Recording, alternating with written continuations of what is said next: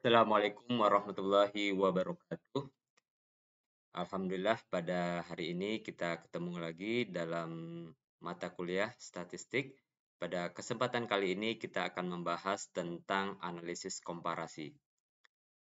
Analisis komparasi merupakan salah satu jenis penelitian yang ada di dalam psikologi. Nah, kalau kita lihat penelitian komparasi atau uji beda ini merupakan salah satu penelitian yang banyak digunakan di dalam penelitian psikologi. Biasanya di dalam penelitian komparasi ini membandingkan satu variabel yang continuous dilihat dari satu variabel yang sifatnya kategori atau nominal ya. Jadi penelitian komparasi ini bisa sifatnya eksperimen ataupun non-eksperimen. Nah, pada kesempatan kali ini kita akan membahas yang non-eksperimen. Nah, bisa kita lihat bahwa penelitian komparasi itu bisa dilihat dari berbagai jenis data. Pada kesempatan kali ini kita akan lihat datanya adalah interval ya. Jadi kalau kita lihat di sini bahwa jenis hipotesis itu ada dua. Hipotesis asosiasi yang pertemuan yang lalu kita sudah bahas yaitu korelasi dan regresi. Kemudian hipotesis perbedaan yang hari ini kita akan mulai bahas ya. Nah, hipotesis perbedaan ini ada dua karakternya. Yang pertama independent selection ya, yang kedua correlated selection. Apa artinya? Independent selection itu artinya adalah ya, setiap subjek ya atau setiap kelompok itu memiliki karakter yang terpisah satu sama lain, independen ya, tidak terhubung. Ya, misalkan kita ingin membandingkan antara pria dan wanita. Pria itu sendiri, wanita itu sendiri. Jadi ada dua kelompok ya. Kemudian yang correlated ini adalah dia hanya mengukur satu kelompok, tetapi yang dibandingkan itu adalah skornya. Jadi pengukurannya bersifat dua kali, seperti pre dan post ya. Nah, itu compare-nya di situ, pre dan post. Nah, sekarang kita akan coba yang independen dulu ya. Nah, dalam independen ini, kita juga melihat apakah penelitian itu melibatkan dua pengukuran ya, atau dua kelompok, atau lebih. Kalau dia dua kelompok ya, jadi dua kelompok ini maksudnya dua kelompok ya, dua tempat pengukuran ya, itu kita menggunakan independent test ya.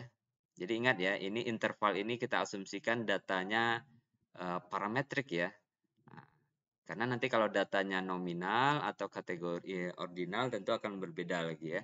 Kemudian kalau dia kelompoknya lebih dari dua atau tiga ya, kita bisa menggunakan one way ANOVA ya. Ini kalau tiga. Hari ini kita akan menjelaskan independent test ya. Dua kelompok ya. Jadi secara umum ya analisis inferensial untuk uji beda ini kurang lebih seperti ini ya. Jadi kalau dua kelompok independen ya, itu kita pakai yang parametriknya adalah uji T independen ya. Tapi kalau non parametriknya ya setelah kita pakai misalkan asumsi yang tidak terpenuhi, kita pakai Mann-Whitney. Kemudian kalau uji beda lebih dari dua kelompok, kita pakai one way ANOVA yang parametrik, sedangkan non parametriknya kita pakai Kruskal-Waltz ya. Kemudian satu kelompok dengan dua kali pengukurannya, ini yang correlated ya, artinya yang berhubungan ya. Nah, kalau dia parametrik pakai uji T paired sample test ya. Jadi menggunakan satu kelompok dengan dua kali pengukuran. Kalau non parametrik kita bisa gunakan Max Nimmer ya. Oke, itu ya. Nah, hari ini kita akan bahas yang dua independen yang parametrik ya. Baik. Nah, di dalam analisis inferensial ya, khususnya uji beda, itu hampir mirip ya dengan uji korelasi, ada asumsi yang terpenuhi kalau kita ingin menggunakan parametrik. Taruhlah kita menggunakan datanya interval ya, maka hal yang pernah kita lakukan dulu adalah yang pertama ya, normality ya atau normalitas ya. Ini sudah kita jelaskan pertemuan yang lalu, bagaimana bentuk datanya itu ya harus normal dengan kaidah P atau signifikansinya P-nya itu lebih besar daripada 0,05. Jadi bentuk datanya itu seperti kurva normal ya, seperti lonceng yang banyak data itu ya, antara standar deviasi 1 atau +2 gitu ya, itu kurang lebih 60%. Intinya data itu banyak bergerak pada mendekati mean ya. Kemudian ada homogenitas ya. Jadi homogenitas ini melihat perbandingan varian antar kelompok ya, apakah sama atau tidak, apakah kelompok ini berasal dari populasi yang memiliki varian yang sama. Kaidahnya sama juga, lebih besar daripada 0,05. Jadi namanya homogenitas varian ya. Baik, itu ya asumsinya yang juga nanti kita analisis dengan program Jamovi ya. Oke, sekarang kita langsung masuk ke kasusnya. Ini kasus yang sama, yaitu peneliti melakukan penelitian tentang peran kepercayaan dosen, persepsi metode belajar, dengan motivasi belajar pada mahasiswa.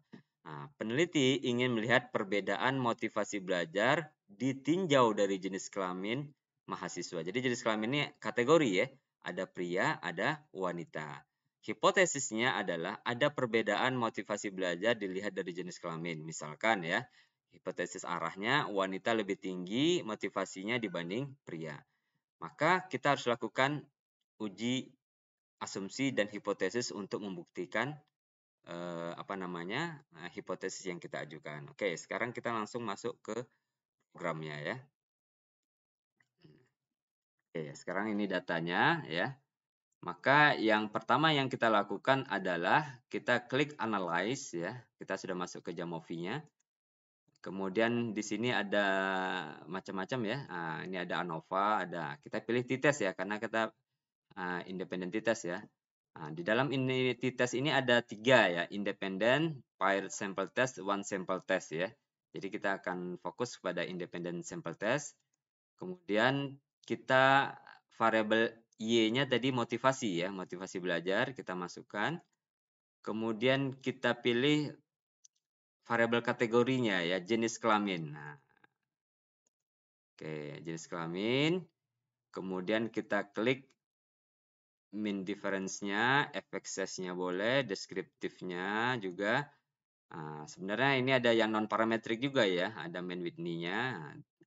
Kemudian kita klik ya homogeneity, normality, ini yang dua tadi ya, ini penjelasannya untuk apabila normality bisa menggunakan QQ-plot ya. Oke, sudah cukup ya. Nah, langsung kita bisa lihat tampilannya ya. Nah, jadi yang pertama itu independent sample t-test ya. Di sini tabel yang pertama itu mengenai uji hipotesis ya. Oke, kita akan urut berdasarkan tabel dulu ya.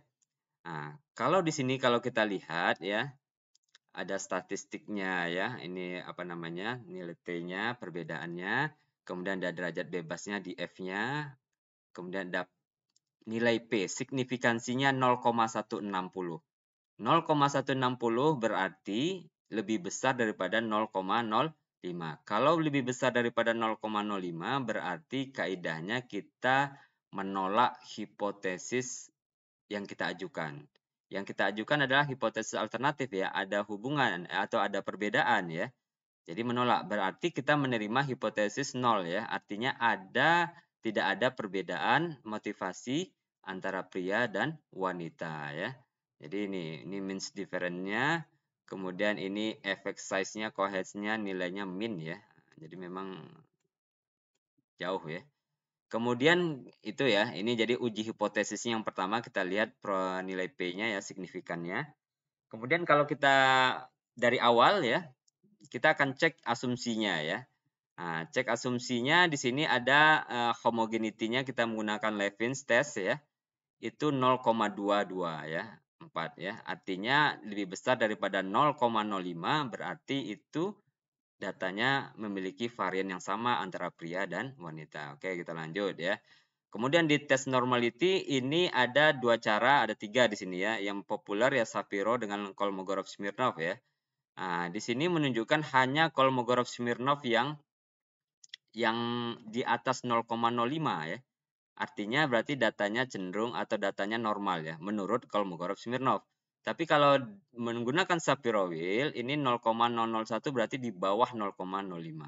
Artinya datanya tidak normal. Berarti bisa kita pilih salah satunya, Tetapi yang jelas dari ketiga ini menunjukkan bahwa data kita sebenarnya cenderung ke arah yang tidak normal ya, karena tidak semuanya. Kalau kita keyakinan kita bahwa datanya normal sekali gitu ya, maka ketiganya biasanya itu akan, lebih, sama ya, artinya nilainya sama semua ya, artinya di atas 0,05.